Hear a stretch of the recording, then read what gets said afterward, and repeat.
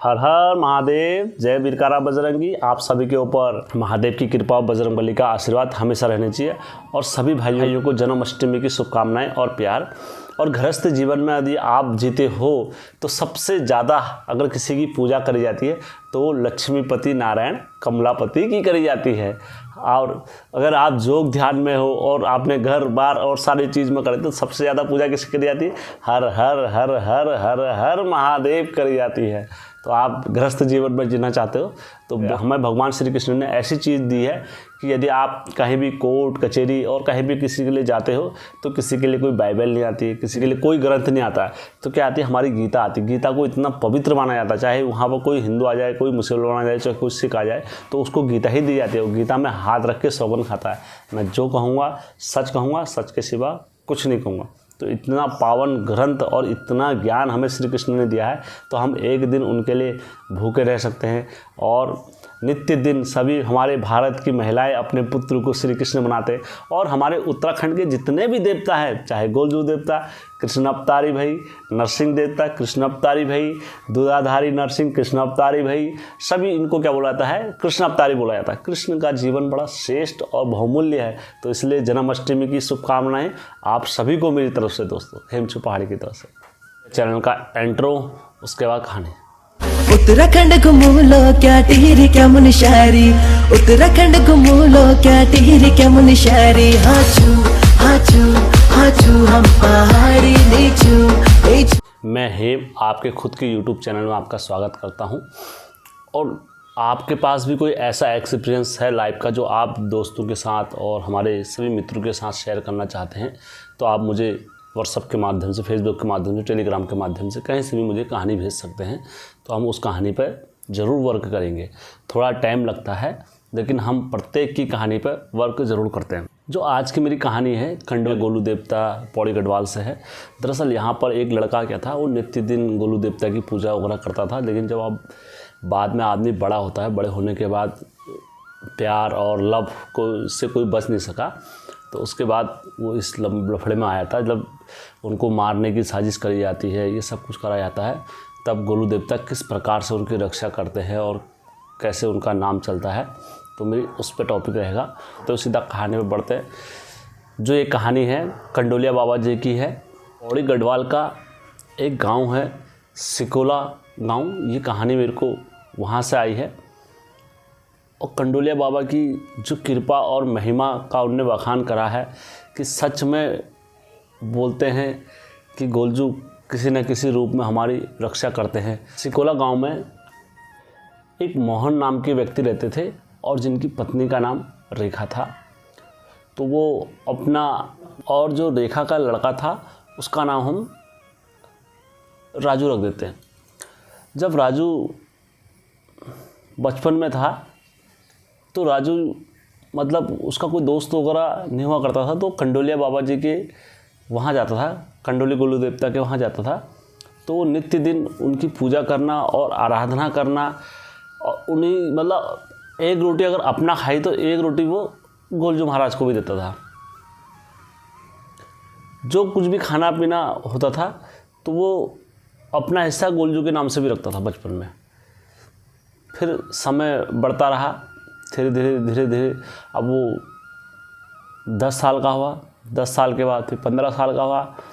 क्योंकि हमारे जब बचपन में छोटे होते हैं तो उस टाइम पर हमें माँ बाप चाहिए होते हैं, फिर थोड़ा बड़े होते हैं तो फिर हमें दोस्त चाहिए होते हैं, फिर थोड़ा और बड़े चाहिए होते हैं, फिर हमें वर्क चाहिए होता है, और फिर थोड़ा और बड़े चाहिए होते हैं, फिर हमें शादी करनी पड़ती है, फिर थोड़ा और बड़े होते हैं तो हमें बच्चे वगैरह सब चाहिए होते हैं। तो वही इसी तरह से थोड़ा बड़े हुए तो इनने पढ़ाई करी। पढ़ाई करने के बाद इनके माता पिता जी का सपना था कि हमारा लड़का बाहर पढ़ाई करे और अच्छे से मतलब अपने गृहस्थ जीवन में एक रोटी कमाना वाला हो जाए।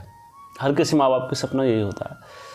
तो राजू बड़ा हुआ, बड़ा होने के बाद उनकी पढ़ाई करने के लिए उनको कहाँ भेज दिया? देहरादून भेज दिया। देहरादून कॉलेज में उनने पढ़ाई करी। पढ़ाई करने के बाद कोर्स करा। तो उसी बीच में क्या हुआ, समय के अभाव के कारण इन्होंने क्या करा, वहाँ पर इन्हें एक लड़की थी, वो लड़की का नाम भी अंकित कर देता हूँ मैं इसमें, उनका नाम हम रजनी रख देते हैं। तो इन्हें वो लड़की से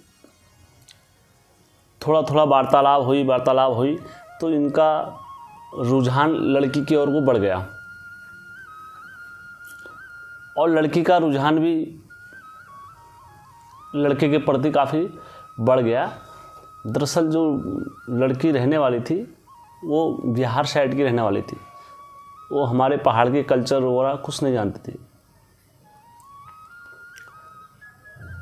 दोनों में इस श्रेणी से, इस स्टेट से जब भी कोई लड़का या लड़की गुजरता है तो अक्सर जो गलतियां होती हैं यहीं पर होती हैं और ये गलती का जो खामियाजा हमें भुगतना पड़ता है वो बाद में भुगतना पड़ता है। तो लड़का और लड़की में प्रेम पर्सन चलने के बाद लड़के ने लड़की को बोला हमारा घर पहाड़ में है और हमें कुछ दूर जाना पड़ता है और जो हमारी दुकान वगैरह सब होती है तो हमें इन्हें बाहर जाके ही अर्जित करना पड़ता है, हमारे घर पे ऐसा कुछ साधन नहीं होता। लड़की ने कहा मुझे मंजूर है। तो लड़की ने अपने माता पिता उनको बुलाया और बुलाने के बाद शादी की और सब चीज़ की बात करी।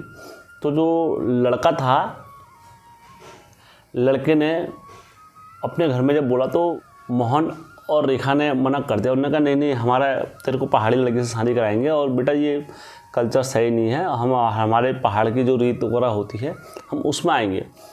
तो लेकिन उन्होंने कहा नहीं मुझे शादी करनी है तो रजनी से करनी है, आप तुम देख लो। तो उन्होंने कहा चलो। अब देखो विवाद हुआ, ऐसा नहीं क्योंकि वो बिहार की थी और इधर की थी तो दोनों में विवाद हुआ, क्योंकि हमारे वहाँ पर जब भी पहाड़ों में या कहीं भी अगर शादी वगैरह पूर्वजों के हिसाब से अगर हम करते हैं तो उसमें गोत्र का, कास्ट का और किसी जाति का है कैसा है ये सब चीज़ तोलते हैं हमारे पूर्वज, तब जाके विवाह करते हैं। लेकिन अब उधर से आ रही थी, अब उनका क्या गोत्र है कैसी वो है तो वो भी देखो प्लेन साइड में इस चीज़ का बहुत कम आकलन करते हैं। तो विवाद हुआ थोड़ा बहुत, लेकिन अंत में क्या हुआ, विवाह हो गया। जब विवाह हो गया, विवाह होने के बाद अब जो रूल्स कहते हैं कि लड़की को कहाँ रहना पड़ता है, अपने पति के घर रहना पड़ता है।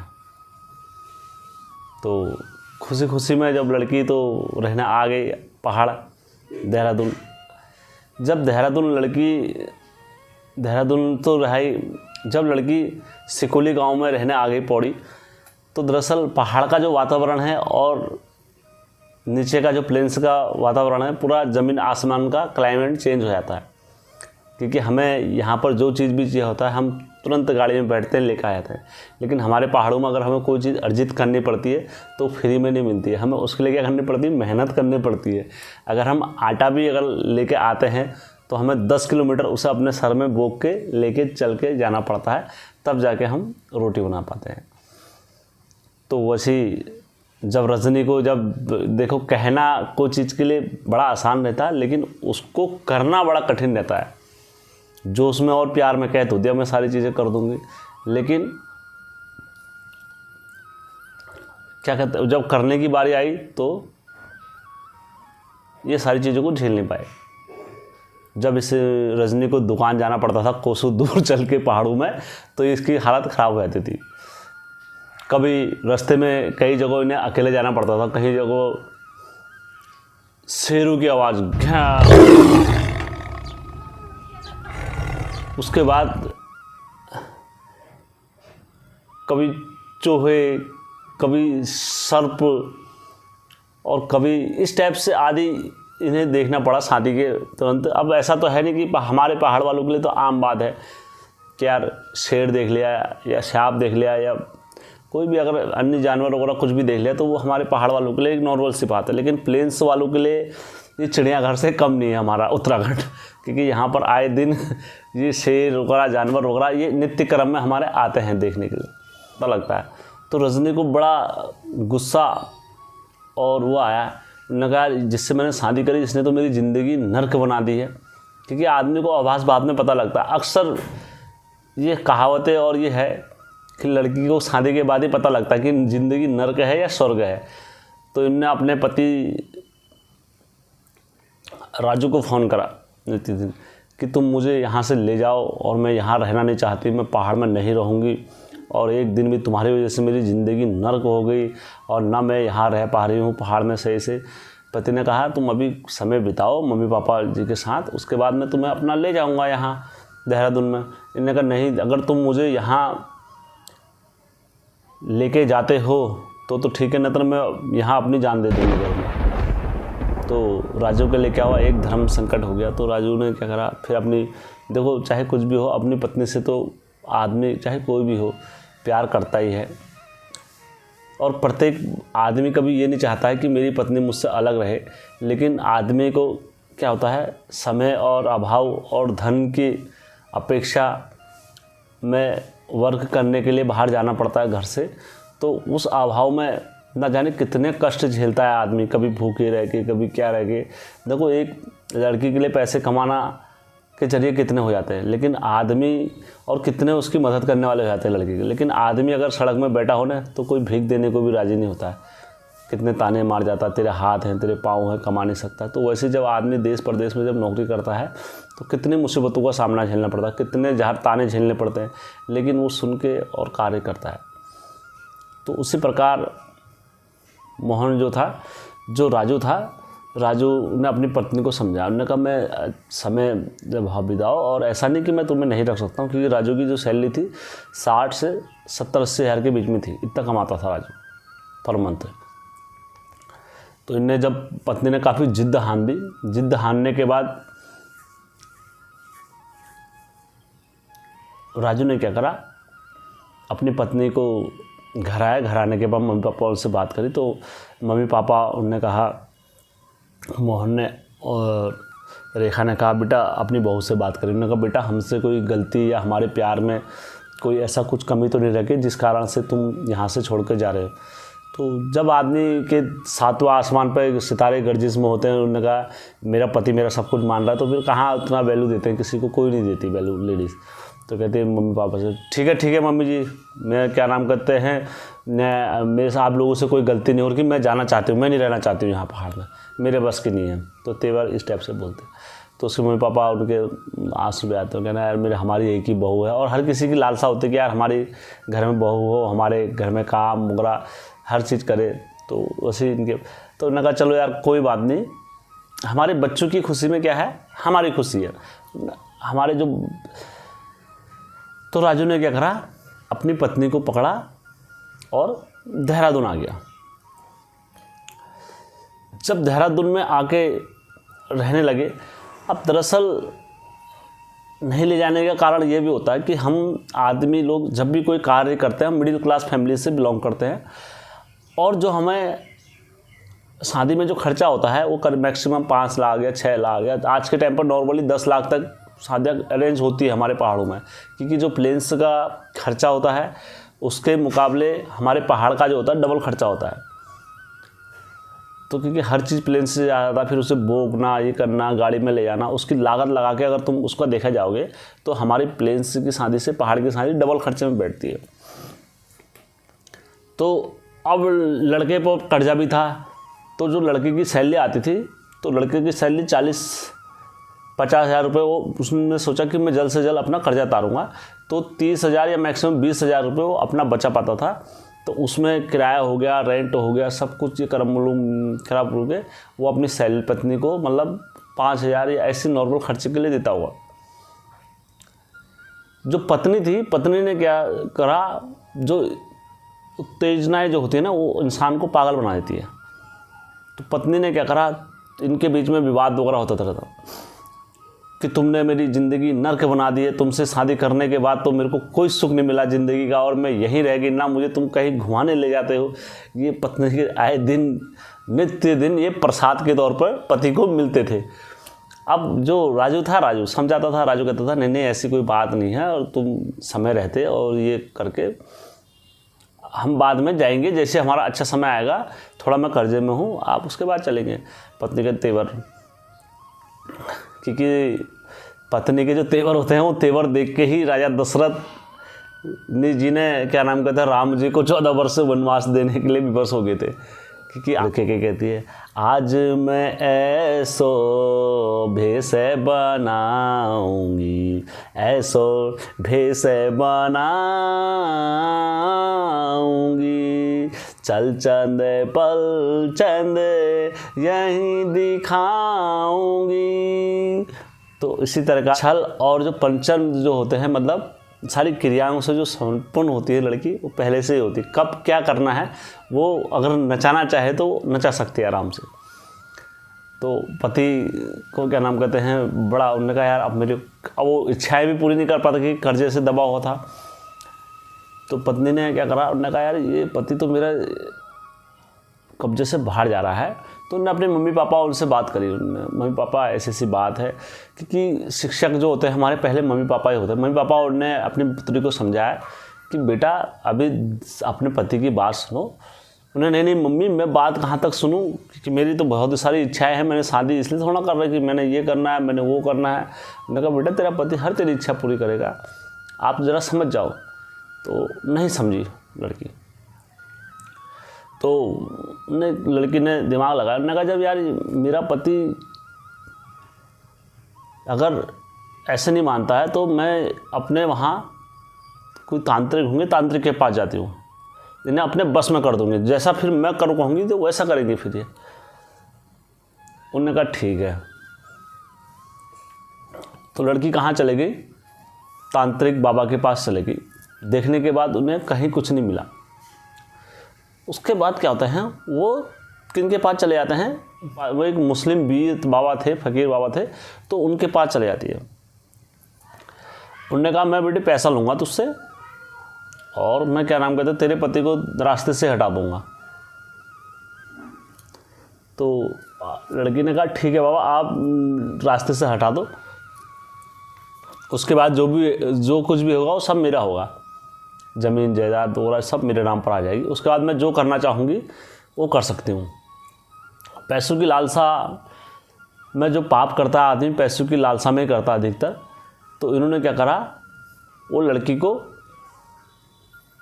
ने क्या करा, वो तंत्र मंत्र फ़कीर बाबा से, मुस्लिम बाबा से करा दिया। अब जब उनने करा तो दिया, तंत्र मंत्र सारी विद्याएं चला दी। जो लड़की थी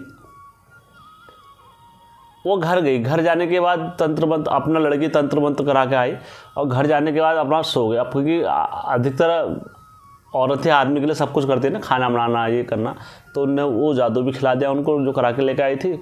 और जो उधर से वीर वगैरह जो लेके आई थी तो वो भी आ गए। अब एक दिन हो गया, उन्होंने कहा आज से मेरा पति की तबीयत खराब होगी। 2 दिन हो गया, 3 दिन हो गया, 1 हफ्ता हो गया, पति को सुई के नाम पर कांटा नहीं बुड़ा। उसके बाद क्या नाम कहते हैं, लड़की के रोंगटे खड़े। उन्होंने साले बाबा ने मुझे छल दिया, कैसा बाबा है, ढोंगी बाबा, ये वो, ये साले ढोंगी फ़कीर बाबा है, मैं जाती हूँ दोबारा। वो 1 हफ्ते बाद फिर बाबा के पास गई। तो उन्होंने कहा, बाबा से कहा बाबा जी तुमने मेरे को ठग दिया है और तुम्हें क्या नाम कहते हैं ये सो तुम्हारा एक भी मंत्र नहीं गरज रहा है और तुमने तो मेरे साथ छल करा है, पैसे भी ले तुमने और कार्य भी पूरा नहीं करा। क्योंकि जो इतनी उपेक्षा जिसने अपने पति को नहीं बख्शा तो वो पैसे देने के बाद किसी को बख्श सकती थी। तो इन्हें बाबा के लिए पूरी पटरी कर दी, गाली की चौपट कर दी। तो बाबा ने कहा बेटे आप थोड़ा सुनो, मेरी बात सुनो, बैठो आप, मैं देखता हूँ क्या कारण है, कोई ना कोई कारण तो होगा। तो बाबा ने ध्यान लगाया और ध्यान लगाने के बाद बाबा ने जब आँख खोली खट से, उन्होंने कहा बेटी मैं जो देख रहा हूँ वो शायद तू नहीं देख रही बेटी। उन्होंने कहा बाबा जी क्या हुआ। उन्होंने कहा मैंने जो वीर भेजे थे वो सब एक आदमी की झोली में है और तेरे पति के पीछे एक सफ़ेद कपड़े पहने हुए और पगड़ी पहने हुए, गले में रुद्र की माला डाले हुए और बगल में झोली पहनी हुई है, वो आदमी तेरे पति के पीछे साक्षात खड़ा हो रखा है। और जो मैंने वीर भेज रखे हैं उसने क्या कर रखे हैं, अपनी झोली में डाल रखे हैं। तो तेरी गच्छी ला रहे थे, तो हिसाब भरो थे, तो मेरा भरा तो खाने में आज तो गच्छी ला रहे थे, तो खबर की ठाल करे आ गोरिया जबड़े माम की झाज लाए जबड़े खार में ओ बोलिया अम्मा वो का खान में झाज लाए रंग करिए बाज बन गए जिन पड़ गए थे पूजा हरो बोलिया मामू झाज ला रहे जबड़ा खाना माजा। इतनी बात जो लड़की के कानों में पड़ी, उन्होंने कहा झा, क्योंकि लड़की देवता के बारे में नहीं जानती थी। उन्होंने कहा ये कौन है बाबा, इसके बारे में बताओ, मैं जानना चाहती हूँ। उन्होंने कहा ये कोई कंडोलिया बाबा के नाम से तेरे पति के पीछे है और वो रक्षा कर रहा है। तो अभिमान में जो आदमी होता है तो वो इस चीज़ को वो करता है, वो कहता है नहीं बाबा जी, तुम ये कंडोलिया बाबा को साथ दो, मैं तुम्हें और पैसे दूंगी, तुम जितने पैसे लोगे मैं उतने पैसे दूंगी, तुम ये कंडोलिया बाबा को साथ दो फटाफट। उन्होंने कहा बेटी अगर बाबा पर अगर इस पर अटैक करेंगे तो उल्टा भी हो सकता है। उन्होंने कहा तुम जितने पैसे करना चाहो, जो भी करना चाहो, मैं तुम्हें दूंगी, एक कंडोलिया बाबा को साथ दो। उन्होंने कहा ठीक है। बाबा ने अपनी पूरी तपोबल की शक्ति लगा दी और अपने सबसे बड़े बड़े जो उन्हें अर्जित करके योद्धाओं और बड़े बड़े वीरों को वो कराया था अपने बस में, उन सबको भेजा। जितनों को भेजा वहाँ, तो फिर जब गोलजू सामने दिख गए थे तो फिर तो गोलजू की ताकत के बारे में मैं क्या करूँ। अपन बहनों गण बुला करी जब तेरा भैला तब तू ही गणेश साजल करे, अब तेरे दादा पड़ी रजा बैठा भैखालो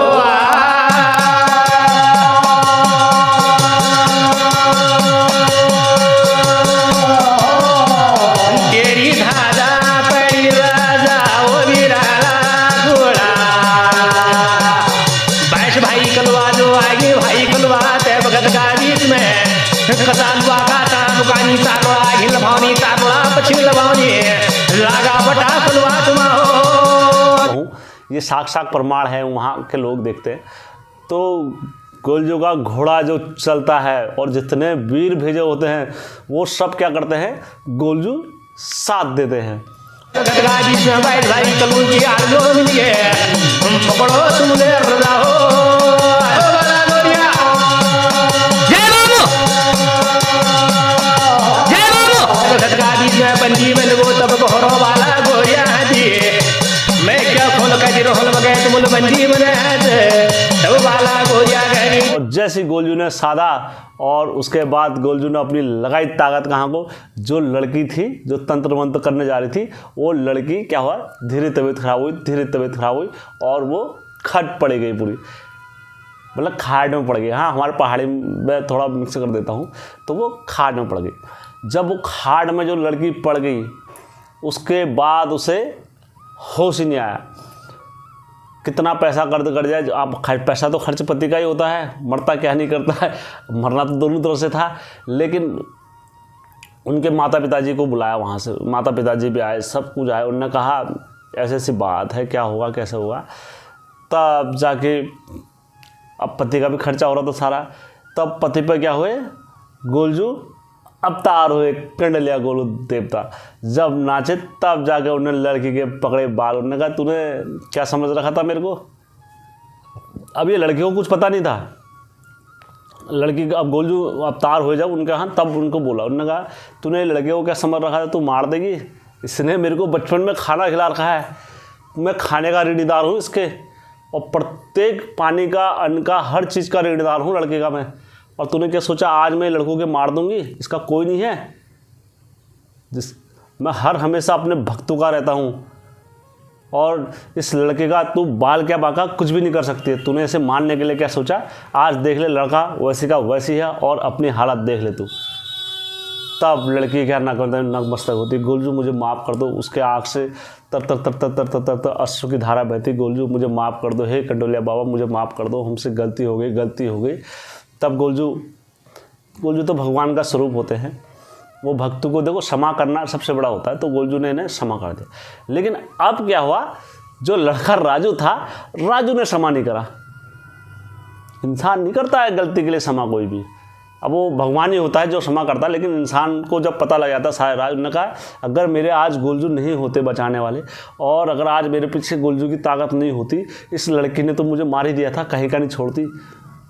तब उसने कोर्ट केस करा। कोर्ट केस करने के बाद अपनी पत्नी से तलाक लिया। तलाक करने के बाद सारा प्रोसेस चलाया। प्रोसेस चलाने के बाद आज वो लड़का सुखी सुखाल अपने घर में है। अब वो नित्य दिन गोलजू की पूजा और नियम धर्म से हर हमेशा एक निवाला अपने गोलजू को हर हमेशा देता है गोलजू साहब से। तो दोस्तों, ये कहानी सच्ची घटना पर है, और जिन किसी भाई ने दी मुझे, मैं उनका भी आभार करना चाहता हूँ, क्योंकि नाम वगैरह उन्होंने अंकित करने से मना करा है, और अगर शायद तो खोलते नाम तो मैं अवश्य उनके नाम वगैरह भी खोल देता इसमें। मेरे पास पहले जो मैंने वीडियो बनाई थी तो उसमें ये आ रहा था कि कंडोलिया गोलू देवता की जब मैंने कहानी दी थी तो बोला है मुझसे, कई लोगों ने और सब ने बोला कि ये नेपाल, मतलब ये कहानी गलत है, ये वीर को साधने नहीं गए थे, ये वहाँ पर क्या नाम कहते हैं, लड़की ने कंडोलिया के बाबा उनको गोली। अब मैं आपको एक चीज़ बता रहा हूँ, यहाँ से अगर पौड़ी गढ़वाल से चंपावत से अगर गोलजू उधर जाते हैं और यदि किसी लड़की पर जाते हैं तो उन्हें धमेली गोलू बोलते हैं, और उनकी जो पूजा करती है वो केवल लड़की करती है, क्योंकि वो मैथ से जाया हुआ देवता होता है और उनको वहाँ स्थान नहीं मिलता है। वो सिर्फ लड़की के बच्चे और जो भी करना चाहे वो कर सकते हैं पूजा उनके। लेकिन अब गोलजू क्या गए थे, मैंने आपको बोला मसाण को साधने गए थे और वहाँ से ले गए थे, सारी चीज़ ले गए थे। अब पौड़ी गढ़वाल में पूरे घर घर में मानते हैं कंडेलिया गोलू को। अब इससे अंदाज़ा लगा लो कि अगर डोली में अगर लेके जाओगे तो ऐसे मानेंगे कोई। और ये हमारी कहानी, मैंने आपको चैलेंज भी करा था, आप मुझसे बात करो अगर लगता है कि गोलू देवता खंडोली में तो गए थे, लेकिन मैंने उसमें बता रखा कैसे गए थे। और उसके बाद ये वहाँ जाके मसाण को साधा था इनने राजाओं, क्योंकि इतिहास बहुत सारी चीज़ दबाने की कोशिश कर रखी है। तो इस वजह से मैंने सक्षम रूप से और अपने गांव वाले जितनों से भी मेरा पूर्वज वगैरह थे ये कहानी का जिक्र करा है, तब जाके मैंने आप लोगों के बीच में कंडेलिया गोलू की कहानी डाली है। और दोस्तों, बहुत सारे कहने को तो बहुत सारे सवाल हैं, लेकिन मैं आज के वीडियो में इतना ही कहना चाहूँगा आप लोगों से। ठीक है दोस्तों, धन्यवाद। और यदि आप लोगों को कहानी अच्छी लगी होगी और लगा होगा कि यार हमारे उत्तराखंड का भक्ति का प्रचार हो रहा है और हमारे देवी देवताओं के बारे में हमें एक नॉलेज मिल रही है, तो दोस्तों हमारे जो गुरु दक्षिणा होती है, जो भी होता है, आप मेरे चैनल को लाइक सब्सक्राइब शेयर जरूर कर सकते हैं। तब बिगर धोनी के ध्यान नहीं होता है और बिगर गुरु के ज्ञान नहीं होता है। ज्ञान लेने के लिए तुम्हें गुरु बनाना ही पड़ता है। तो यदि आप लोगों को लगता है कि यार हेमचू पहाड़ी हमारा दोस्त है, तो आप मेरे चैनल को लाइक और सब्सक्राइब और शेयर जरूर कर सकते हैं। धन्यवाद दोस्तों।